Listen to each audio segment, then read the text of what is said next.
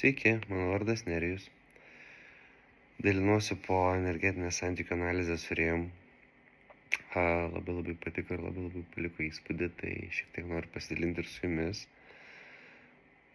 Labai gerai viską pažvelgti iš aukštesnės perspektyvos, susijungti savo aukštesniuoju aš ir būtent iš to aukštesniojo taško žvelgti į viską. Labai švarus, labai erdvus, labai geras jausmas po to. Visiems linkiu tai patirti.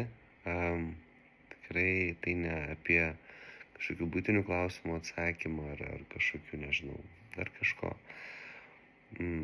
Man tai apie santykių ryšio suvokimą dvasiniai plotmėj ir begalinį lengvumą po to. Tai ačiū tau, Rėjau. Tikrai padėjo, tikrai patiko, tikrai pravertė.